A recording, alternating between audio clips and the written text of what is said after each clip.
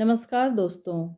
आज आप सुन रहे हैं मालती जोशी जी की कहानी एक सार्थक एहसास।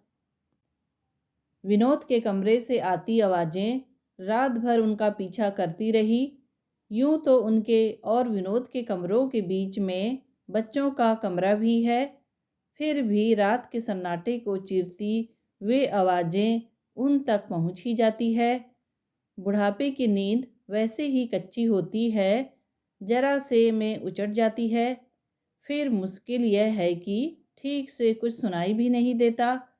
बस यही समझ पाते हैं कि आज बहू बेटे में फिर से ठन गई है। आजकल यह अक्सर होने लगा है। ऐसे मौक़ों पर उनकी नींद एकदम उड़ जाती है। वे बेटे बहू के एकांत में खलल नहीं डालना चाहते, पर जो कानों पर पड़ रहा है उसे कैसे नकार दे। कई बार मन हुआ कि बेटे को अकेले में पूछ ले, भाई क्या परेशानी है, तुम लोग इतने उखड़े उखड़े क्यों रहते हो। पर हिम्मत नहीं पड़ती। डर लगता है कि बेटा कहीं यह ना समझ ले कि वे दरवाजे से कान लगाए रहते हैं। वे तो फिर संकोच के मारे बाथरूम तक नहीं जाते, कहीं दोनों यह ना समझे कि वे ठोह ले रहे हैं। बेचैनी में बस करवटें बदलते रहते हैं। तब उन्हें अपनी उम्र पर बहुत खीज होने लगती है। आँखों के साथ साथ कमबख्त कान भी जवाब देने लगते हैं। आवाज़ सुनाई देती है, पर मतलब पल्ले नहीं पड़ता। अगर ठीक से सुन पाते तो कम से कम आश्वस्त तो हो जाते, लड़ाई का कारण तो पता चल जाता। ऐसे में पत्नी बहुत याद आती है। कभी कभी उसके बिना वे अपने को बहुत अकेला पाते हैं। वह होती तो शायद बात की तह तक जा पाती, बेटे को डांटती या बहू को समझाती, पर वे कुछ नहीं कर पाते। असहाय से छत की कड़ियाँ गिनते रहते या फिर माला लेकर बैठ जाते हैं। पर वही कबीर वाला किस्सा हो जाता है कि माला तो कर मैं फिरे। पिछले 8 दिनों से उनका चैन वैसे भी छिन गया है। अपने प्रिय मित्र दुबे जी का बिछोह उन पर इतना भारी पड़ेगा कभी सोचा भी ना था। उनके पेंशनर्स क्लब में यूं तो सभी टिकट काटकर बैठे हैं। दुबे जी उस तरह चले जाते तो उतना बुरा नहीं लगता, विधि गति मानकर संतोष कर लेते। पर उनका इस तरह अपनी जड़ों से कटकर दिल्ली जाना बहुत कचोट रहा है। दुबे जी बेचारे कौन अपनी खुशी से गए हैं, मजबूरी थी। बड़े वाले बेटा बहू एकदम तुनक गए थे।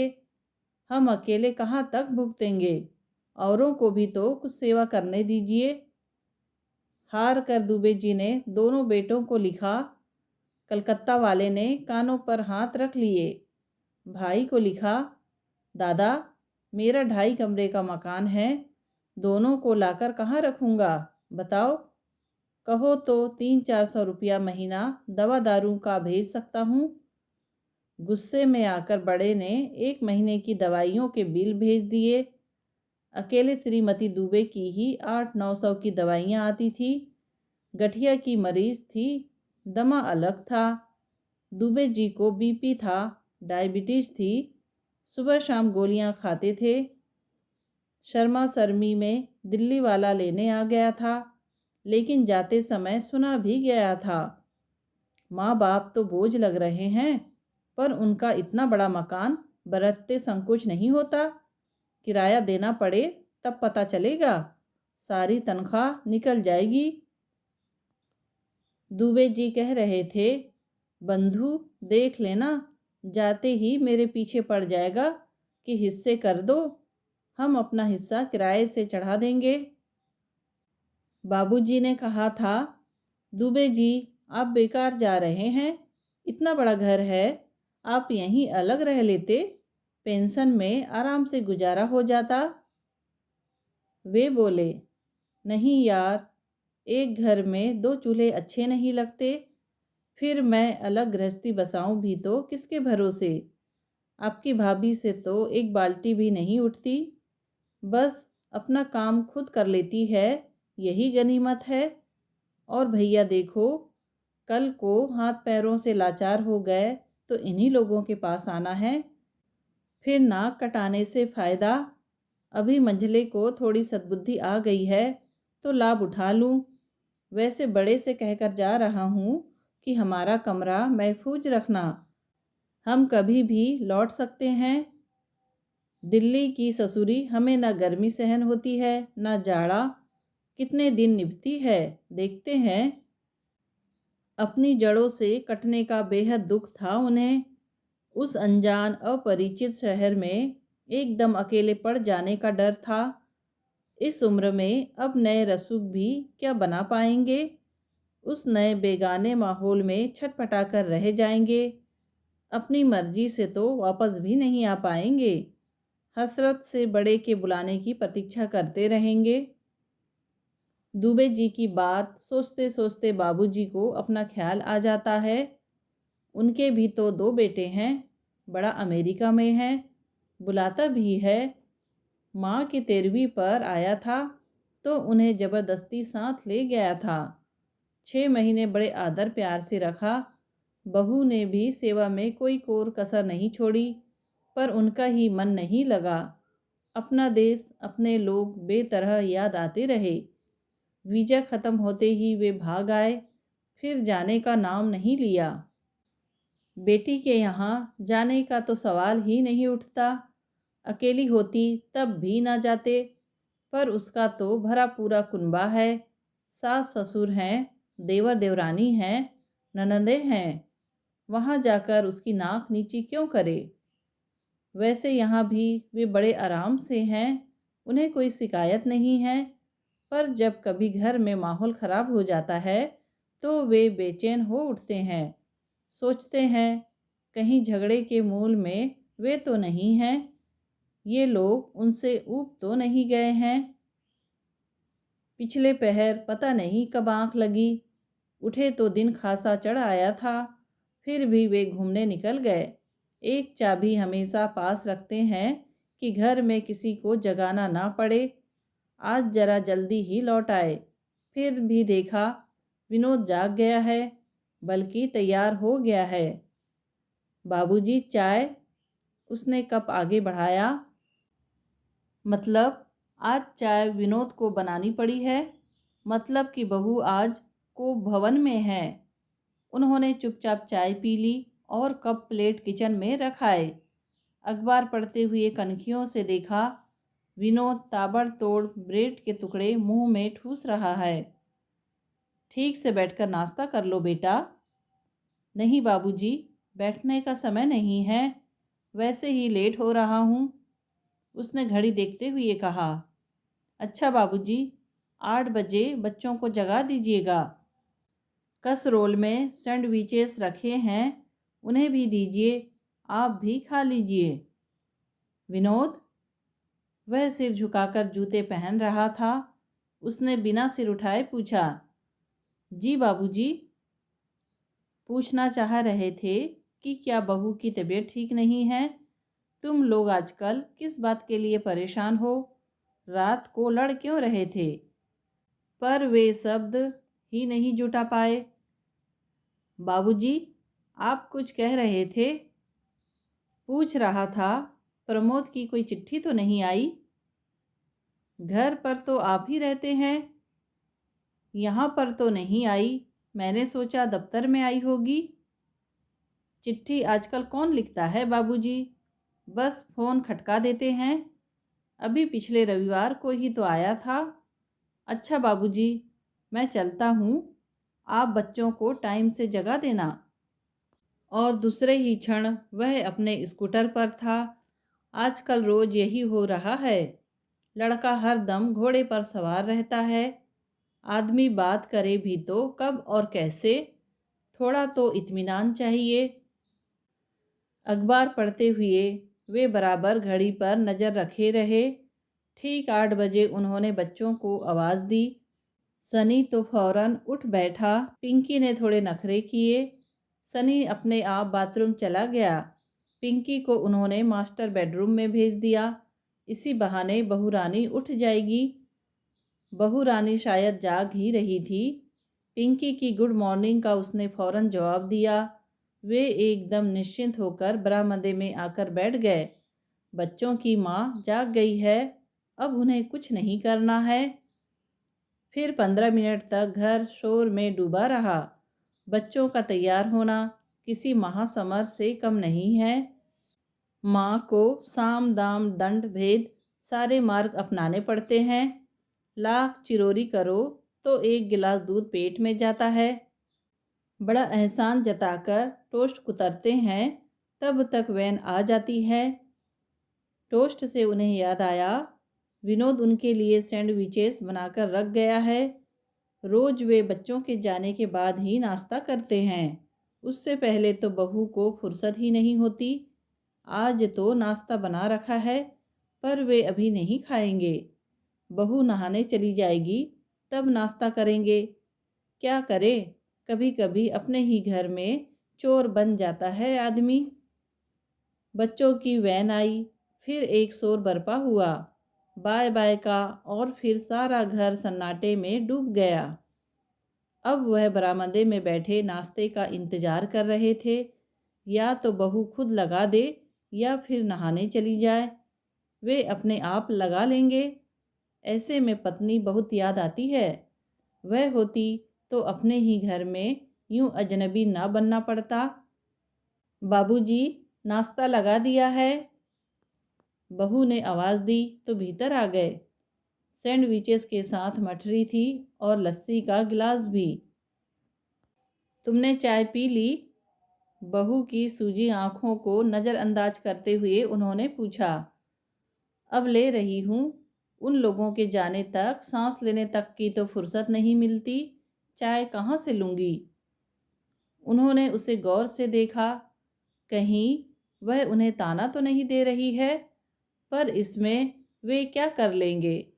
बच्चे तो अपनी माँ से ही संभलते हैं। हाँ, दोपहर जब वे लोग स्कूल से लौटते हैं तो बाबूजी उनकी खोज खबर लेते हैं। खाना तो खैर नौकरानी खिलाती है, पर सुपरवाइज करना भी तो एक काम है। घर का सन्नाटा उन पर भी भारी पड़ रहा था, इसलिए उठते हुए बोले, सब्जी वब्जी है कि ले आऊं? अभी के लायक तो है, पर शाम के लिए कुछ देख लीजिएगा। आप जल्दी तो लौट आएंगे ना? फिक्र मत करो, तुम्हें लेट नहीं होने दूंगा। खरामा खरामा चलते हुए वे चौक की तरफ निकल गए। खुली हवा में आते ही पहले तो उन्होंने एक भरपूर सांस ली। कभी कभी घर में बहुत घुटन होने लगती है। ये तो ऊपर वाले की मेहरबानी है कि अभी हाथ पांव सलामत है। जब जी चाहता है बाहर निकल आते हैं, नहीं तो पता नहीं क्या करते। सब्जी की दुकान पर अनोखे लालजी मिल गए। ये उनके प्रभात भ्रमण मंडली वाले मित्र हैं। इतनी इतनी सी सब्जी ले रहे थे। पाव भर करेले, पाव भर भिंडी। सब्जी वाला इसरार कर रहा था, बाबूजी कम से कम आधा किलो तो लीजिए। इतनी मुलायम भिंडी है, पाव भर तो कढ़ाई में चिपक कर रह जाएगी। अरे भैया, 2 जनों के बीच पाव भर भी नहीं उठती है। वो तो तुम इससे कम देते नहीं हो, इसलिए लेनी पड़ती है। 2 जने क्यों? सब्जी वाले ने पूछा। बच्चे कहीं गए हैं क्या? जाएंगे कहाँ? यही शहर में हैं, अलग हो गए हैं। अलग हो गए हैं? क्यों? बहू रानी को हमारे यहाँ मनचाही फ्रीडम नहीं मिल रही थी, हमने फ्री कर दिया। जाओ ऐश करो। अब 3,000 किराया दे रहे हैं और आज़ादी की कीमत चुका रहे हैं। वे लोग तो खैर यंग हैं, किसी तरह निभा तो जाएंगे, पर इस उम्र में आप लोग तो एकदम अकेले पड़ गए ना। भैया, हम रोज रोज की चक चक से तंग आ गए थे। अब तुम ही बताओ, इस उम्र में शांति से बैठकर राम नाम जपे कि रोज की कचहरी लगावे। अब कम से कम सुकून तो है। और हम अकेले कहाँ हैं, 2 जने हैं। बेटे से कह दिया है कि अगर हम मर जाएं तो बुढ़िया को साथ रख लेना। अगर वे चली गई तो अच्छा ही है। रही सही हम जैसे तैसे काट ही लेंगे। लेकिन अगर वे पीछे छूट गई तो उनकी बड़ी दुर्गति होगी। दुनिया जहान का उन्हें कुछ भी तो ज्ञान नहीं है। बाबूजी का मन हुआ कि कह दे, भाई साहब, इस भ्रम में मत रहना। बीवी नहीं रहेगी तब पता चलेगा दुर्गति किसकी होती है। अपने ही घर में अजनबी बन जाओगे। एक कप चाय के लिए बैठे रहोगे कि कोई पिला दे। पर उन्होंने कुछ नहीं कहा। वे सहज भाव से कह भी देते तो लोग उसका गलत मतलब निकाल लेते। बच्चे बेकार बदनाम होते। वैसे लोगों की भी क्या गलती है, आसपास यही सब तो हो रहा है। यह तो ईश्वर की कृपा है कि उनके दोनों बेटे विनम्र, आज्ञाकारी और सुशील हैं। दोनों बहुएं भी शालीन, संस्कारी और सेवाभावी हैं। दोनों उनके खान पान का पूरा ध्यान रखती हैं। कभी शिकायत का मौका नहीं दिया। जमाने की तुलना में अदब कायदे से रहती हैं। सिर तो आजकल शायद ही कोई ढकता हो, पर उनकी अमेरिका वासी बहू ने भी उनके सामने कभी जीन्स या स्कर्ट ब्लाउज नहीं पहना। हालांकि वे जानते हैं कि यदा कदा वह वैसी पोशाक पहनती हैं। बच्चों के बच्चे भी उनका आदर करते हैं, स्नेह करते हैं। इससे ज़्यादा किसी को क्या चाहिए। बस बेटे बहू में खटपट होती है तो मन खराब हो जाता है। अपने को बेवजह अपराधी समझने लगते हैं। घर लौटे तो बहू दफ्तर जाने को तैयार खड़ी थी। देर तो नहीं हुई बेटा? नहीं बाबूजी, अभी तो 5 मिनट हैं। उसने कलाई पर घड़ी बांधते हुए कहा। धुल पूछकर उसका चेहरा अब काफ़ी ताज़ा और प्रसन्न लग रहा था। वो रास्ते में अनोखे लाल जी मिल गए थे। उनसे बात करते देर हो गई। उन्होंने कहा, मन हुआ कि बहू से अनोखे लाल जी की बात कहें और उसी का सूत्र पकड़कर अपने मन की शंका का भी निवारण कर लें। पर बहू के पास इस समय इतना समय कहाँ होता है। तुमने खाना खा लिया बेटा? जी बाबूजी, कुकर तैयार करके रख दिया है। आप 12:30 बजे बस गैस जला दीजिए। सावित्री आकर दाल छोंक देगी। बच्चों के लिए मीठा दही फ्रिज में रखा है, पर खाना खाने के बाद ही दीजिएगा, नहीं तो शैतान खाना नहीं खाएंगे। रोज के वही वही डायलॉग, उन्हें तो अब सब कंठस्थ हो गए हैं। वैसे भी उनके जीवन में अब नया क्या घटेगा। एक रस जिंदगी की, एक रस दिनचर्या, एक रस वार्तालाप, एक रस खाना। इसी एक रास्ता से बचने के लिए तो वे बाजार निकल जाते हैं। 4 लोग मिलते हैं तो मन भी बहल जाता है। यह एहसास भी बना रहता है कि वे एकदम निकम्मे नहीं हैं। बेटे का खर्च और जिम्मेदारी दोनों बांट रहे हैं। इसी बहाने अपनी पसंद की सब्जी भी आ जाती है। नहीं तो वही बात कि खाओ तो आलू से, ना खाओ तो आलू से। क्या करें, बच्चों को दूसरा कुछ भाता ही नहीं है। वे फिर अखबार लेकर बैठ गए। हालांकि अब उसमें पढ़ने के लिए कुछ भी बाकी नहीं था। बीच में उठकर कुकर चढ़ा आए, फिर गुमसुम होकर बैठ गए। अनोखे लाल जी की बात मन में चक्कर काट रही थी। ऐसे में पत्नी बहुत याद आती है। घर में कोई कहने सुनने वाला होता तो शायद मन थोड़ा हल्का हो जाता। सावित्री अपने समय से आई। उसने आटा लगाया, दाल छोंकी और बोली, बाबूजी, गरम फुलके उतार रही हूँ, अब खा लीजिए। बच्चों के आने में तो अभी देर है। यह वार्तालाप भी रोज का है।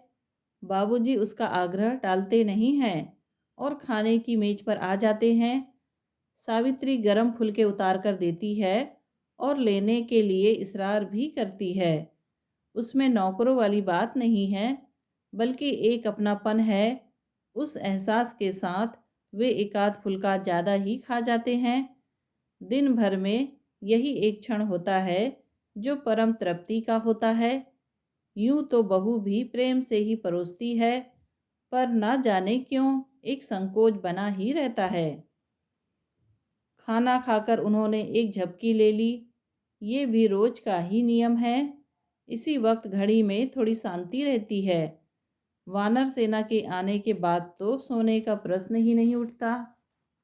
एक बात अच्छी है, सावित्री विश्वस्त नौकरानी है। उस पर नज़र रखने की ज़रूरत नहीं होती। वे आराम से सोते रहते हैं और वह अपना काम निपटाती रहती है। झाड़ू पोछा कपड़े बर्तन करते करते 3 बज जाते हैं। तब तक बच्चे भी आ जाते हैं। बाबूजी भी एक नींद सो चुके होते हैं। बच्चों के आते ही घर फिर एक बार शोर से भर उठा। दोनों ऐसी धमा चौकड़ी मचाते हैं कि बस उनके कपड़े बदलना और उन्हें खाना खिलाना, ये 2 काम करते करते सावित्री की नाक में दम आ जाता है। फिर वो बाबूजी से शिकायत करती है। बाबूजी झूठ मूठ ही एक डांट पिला देते हैं। तब जाकर घर में शांति प्रस्थापित होती है। खाना खाकर बच्चे उनके कमरे में आ गए। चूरन की गोली का टैक्स तो रोज का बंधा हुआ ही था। आज बाजार से आते हुए टॉफ़ी भी लेते आए थे। बच्चे एकदम खुश। थोड़ी सी छीना झपटी भी हुई। फिर कहानी का दौर चला। कहानी से बच्चों का मन कभी भरता ही नहीं है और एक का जाप चलता ही रहता है। पर 4:30 बजे ट्यूशन भी जाना होता है, इसलिए सभा को ज़बरदस्ती विराम देना ही पड़ा। उन्हें शाम की चाय पिलाकर सावित्री भी चली गई। घर एक बार फिर सन्नाटे में डूब गया। उनका मन बाहर जाने को व्याकुल हो उठा, पर बहू के लौटने तक तो रुकना ही था। वे तैयार होकर प्रतीक्षा करने लगे। 5:30 बजने को ही थे कि दरवाजे की घंटी बजी। उन्हें लगा बहू रानी शायद आज जल्दी आ गई है, पर दरवाज़ा खोलकर देखा, पड़ोस के अवस्थी की माँ थी। उन्हें देखते ही बाबूजी परेशान हो उठे। अजीब है, यह महिला भी हमेशा बहू की अनुपस्थिति में आती है और उसके आते ही उठकर चल देती है। बहू के सामने उन्हें नाहक शर्मिंदा होना पड़ता है और आने के लिए बहाना भी ऐसा लचर ढूंढती है। लिफाफे पर पता लिखवाना होता है। अरे, जब तुम इतनी बड़ी चिट्ठी लिख सकती हो तो पता लिखने में क्या हर्ज है। पोस्टमैन तो कैसे भी अक्षर बाँच लेते हैं। कहो लाला, कैसे हो? आंगतुका ने स्वागत की प्रतीक्षा नहीं की और खुद ही भीतर चली आई। मैं ठीक हूँ भाभी, आप कैसी हैं? हम भी ठीक ही हैं लाला। अब इस उम्र में क्या ठीक और क्या ना ठीक। कहिए, आपकी क्या सेवा कर सकता हूँ? वही बिट्टो का पता लिखवाना था। वे सादे कागज पर पता भी लिखकर लाई थी। दरअसल वह पता वे इतनी बार लिखवा चुकी हैं कि बाबूजी को याद हो गया है। आप हमेशा सिर्फ बिट्टो को ही चिट्ठी लिखती हैं? और किसे लिखूं लाला? माँ का दुख दर्द एक बेटी ही तो समझती है। आपकी आरती बहुत दिनों से नहीं आई। हाँ, कहती है यहाँ मन नहीं लगता। अम्मा भी नहीं है और भाभी दिन भर दफ्तर में रहती है। मैं बोर हो जाती हूँ। ठीक है, अपने घर में सुख से है, हमें और क्या चाहिए। खाना वाना बहू बनाकर जाती है? हाँ, सब्जी वगैरह बना जाती है। फुलके सावित्री उतार देती है। शाम की चाय भी सावित्री ही दे जाती है। आपकी देवरानी ने तो हमें कभी रसोई में पाँव ही नहीं देने दिया। अब बुढ़ापे में भुगत रहे हैं। चाय भी पीनी हो तो दूसरों का मुंह जोहते रहते हैं। वो तो अच्छा है कि बहुएं समझदार हैं। भाग्यवान हो लाला, हमारी तो इतनी समझदार है कि हमें खाना बनाने के गुर सिखाती हैं। अब बताओ, अपने बच्चे हमने क्या हवा खिलाकर पाले हैं। उसका बस चले तो हमें चौके में पाँव ना धरने दे। और लाला, सच्ची कह रहे हैं, हमारा वश चले तो इसी दम घर छोड़ दें। पर क्या करें, हाथ में फूटी कौड़ी नहीं है। आपके भाई साहब हमें ऐसी कंगाली कर गए हैं कि क्या बताएं। पेंशन तो मिलती होगी? प्राइवेट नौकरी थी, उसमें पेंशन कहाँ धरी थी। फंड मिला था, सो मकान में लगा दिया। मकान तो आपके नाम होगा। अरे कहाँ, पैसा पूरा नहीं पड़ा तो लोन लेना पड़ा। लोन हमें कौन देता। बेटे के नाम मकान करना पड़ा, तब जाकर मिला। तभी तो। वे शायद कुछ और कहना चाह रही थी, पर स्कूटर की आवाज़ सुनकर चुप हो गई। बहू दफ्तर से लौट आई थी। उसके आते ही अम्मा जी एकदम उठ खड़ी हुई। बाबूजी कहते रह गए कि भाभी रुकिए, बहू रानी आ गई है, चाय पीकर जाइएगा। पर वे नहीं रुकी। ये अम्मा जी क्यों आई थी। बहू का स्वर सामान्य था, पर वे बिना वजह शर्म से गड़ गए। उनका तो एक ही काम होता है, चिट्ठी पर पता लिखवाना। बाबूजी, वे अगली बार आए तो आप मना कर देना। वे सिर्फ पता लिखवाती हैं और उनकी बहू सोचती है कि आप पूरा पत्र लिख कर देते हैं। घर की बातें इस तरह उजागर होती है तो उसे शर्म आती है। वे कोई साधारण चिट्ठियाँ थोड़ी ही होती हैं, शिकायती पत्र होते हैं सब। फिर बेटी भाई को फ़ोन पर डांटती हैं, भाई पत्नी पर बिफरता है। अच्छा खासा महाभारत हो जाता है। खैर, उनके घर में कुछ भी होता रहे, हम निमित्त क्यों बने। ठीक कहती हो, अगली बार आएगी तो टाल दूंगा। बाबूजी, ये बड़ी तेज औरत है। यहाँ रहती है तो बेटे बहू को लड़वाकर मज़े लेती है। बेटी के घर जाती है तो बेटी दामाद में झगड़ा करवा देती है। तभी तो सब बिदकते हैं। उन्होंने कहना चाहा, पति पत्नी को लड़वाने के लिए किसी तीसरे की ज़रूरत कहाँ होती है। वे तो किसी की 3-5 में नहीं रहते, पर झगड़ा तो इस घर में भी होता है और वे बिना बात अपने को अपराधी महसूस करते हैं। रात खाना खाते हुए उन्होंने कहा, सोचता हूँ थोड़े दिन प्रमोद के यहाँ हो आऊँ। वह टिकट भेजने के लिए कह भी रहा था। एकदम क्या हो गया। होना क्या है, सोचता हूँ हाथ पांव चल रहे हैं, तब तक एक बार हो आऊँ, बाद में तो मुश्किल होगी। पिछली बार तो आपका मन नहीं लगा था। मन तो इस बार भी नहीं लगेगा, पर ऐसा कहूँगा तो उसे बुरा लग जाएगा, इसलिए सोचता हूँ एक बार हो आऊँ। बाप बेटे के इस संवाद के बीच बहू ने एक बार भी हस्तक्षेप नहीं किया था, पर सोने से पहले जब अपना तांबे का लोटा भरने के लिए वे रसोई में पहुँचे तो सुबह के नाश्ते की तैयारी में लगी बहू ने उन्हें आश्चर्य में डाल दिया। कातर स्वर में बोली, बाबूजी, क्या आपने सचमुच जाने का मन बना लिया है। अभी कुछ तय तो नहीं किया है बहू, बस सोच रहा हूँ।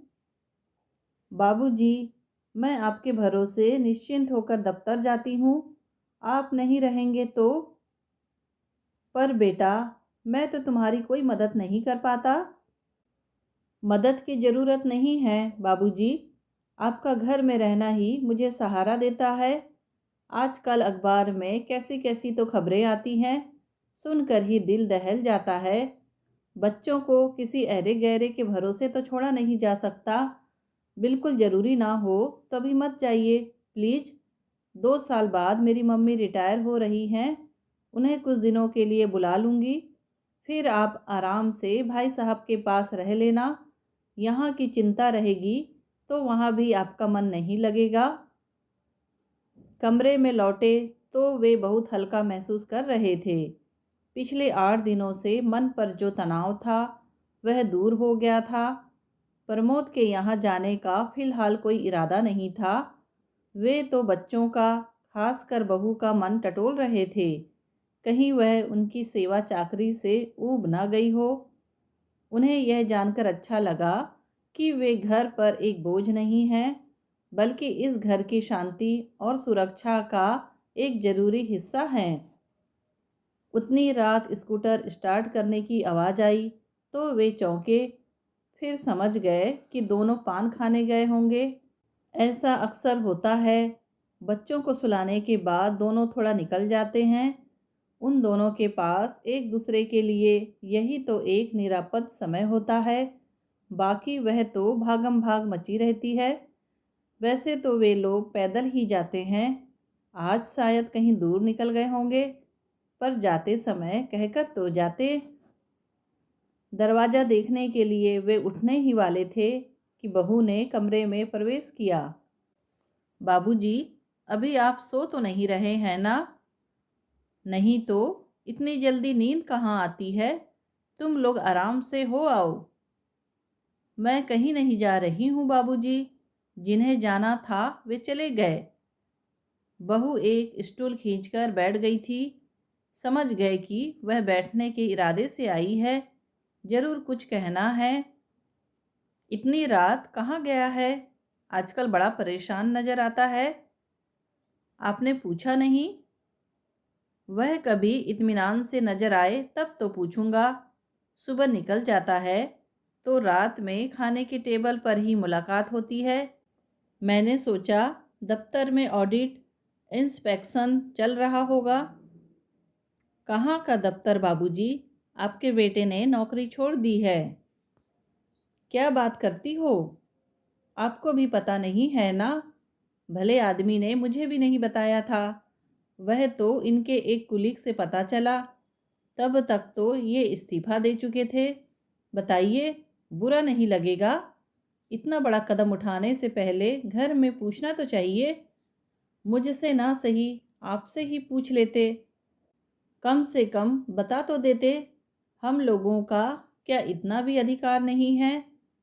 कहते कहते बहू का गला भर आया था। उसे स्वस्थ होने में थोड़ा समय लगा।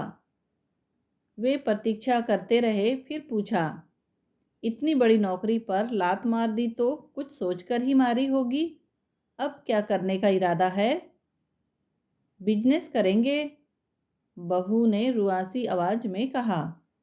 बिजनेस? बिजनेस क्या खाली हाथ होता है? उसके लिए पूंजी चाहिए। कहते हैं लोन लेंगे। आजकल तो चाहे जितना लोन मिल जाता है। लोन तो मिल जाता है बेटा, पर वो चुकाना भी तो पड़ता है। वही तो, मैं आपसे यही कहने आई हूँ कि ये कितनी भी चिरोरी करे, आप पैसा नहीं देंगे। मैंने अपने नाना जी का हाल देखा है। फंड का सारा पैसा बेटे के धंधे में लगा दिया। धंधा चला नहीं। बुढ़ापे में नाना जी पाई पाई को तरस गए। इसीलिए कहती हूँ, आप पैसा मत देना। मेरे पास इतना पैसा है कहाँ? जरा सी पेंशन है और एक छोटी सी एफडी। वे ज़मीन बेचने को कहेंगे, आप मना कर देना। ज़मीन उनकी अकेले की नहीं है, उसमें भाई साहब का भी हिस्सा है, आरती का भी हिस्सा है। कल को सारे पैसे डूब गए तो सबकी बातें सुननी पड़ेगी। और फिर बुरे वक्त के लिए मेरे पास भी तो कुछ चाहिए। कल को बिजनेस चौपट हो गया तो मेरे बच्चे तो सड़क पर आ जाएंगे। आने दो उसे, अभी डांट लगाता हूँ। अभी नहीं बाबूजी, फुर्सत से डांटिएगा, नहीं तो समझेंगे मैंने शिकायत लगाई है। वैसे भी अब डांट फटकार का मतलब क्या है? नौकरी तो वे छोड़ ही चुके हैं।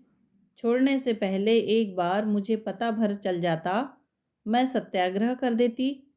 कहते हैं मुझे मालूम था तुम अड़ंगे लगाओगी, इसीलिए नहीं बताया था। कहते कहते उसका गला फिर भर आया था। अच्छा बाबूजी, मेरी बात याद रखिएगा। और वह धीरे से उठकर चली गई। उन्हें लगा अब यह एक और चिंता सिर पर आ गई है। वैसे ही तो रातों की नींद उड़ गई है। अब यह नया किस्सा घुन की तरह दिमाग को चाटेगा। पर आश्चर्य, रात उन्हें खूब अच्छी नींद आई। केवल एक बार पानी पीने के लिए उठे थे। उस समय भी विनोद के कमरे से बहसबाजी की, सिसकियों की आवाज़ें आ रही थी। पर वे परेशान नहीं हुए। इतने दिनों तक उनके मन पर बोझ था कि कहीं वे घर में अवांछित तो नहीं हैं। आसपास के वातावरण ने मन को बेहद शंकालु बना दिया था। इसीलिए वे कुछ दिनों के लिए प्रमोद के पास जाने का मन बना रहे थे, पर बहू ने उन्हें बता दिया था कि इस घर की शांति और सुरक्षा के लिए वे कितने महत्वपूर्ण हैं, और वे उस ओर से आश्वस्त हो गए थे। मियाँ बीवी के झगड़े की अब उन्हें परवाह नहीं थी। नींद की दूसरी किस्त भी उन्होंने आराम से पूरी कर ली। सुबह उठे तो एकदम तरोताजा थे। उन्होंने बहू से कहा था कि वे विनोद को डांटेंगे, पर उनका ऐसा कोई इरादा नहीं था। अरे, आदमी इस उम्र में छलांग नहीं लगाएगा तो कब लगाएगा? हाँ, इतना बड़ा निर्णय लेने से पहले थोड़ा पूछ लेता तो अच्छा लगता। यह कसक तो मन में रहेगी। बहू को भी शायद यही दुख सबसे ज़्यादा है। खैर, उससे नहीं पूछा, ठीक किया। वह कभी हाँ नहीं करती। औरतें बहुत डरपोक होती हैं। बहू तो इतनी शांति से सब झेल रही है। उसकी माँ होती तो रो रो कर घर भर देती। बीवी से ना सही, पर बाप से सलाह ले लेता तो अच्छा लगता। खैर, अब वे बहू को आश्वस्त कर देंगे कि जो हो गया सो हो गया। अब हिम्मत से और शांति से काम लो। चिंता करने की ज़रूरत नहीं है। मैं हूँ ना तुम्हारे साथ। अपना होना उस समय उन्हें बड़ा सार्थक लगा। दोस्तों, कहानी सुनने के लिए आपका धन्यवाद। कहानी पसंद आई हो तो प्लीज़ लाइक, शेयर और सब्सक्राइब ज़रूर कीजिए।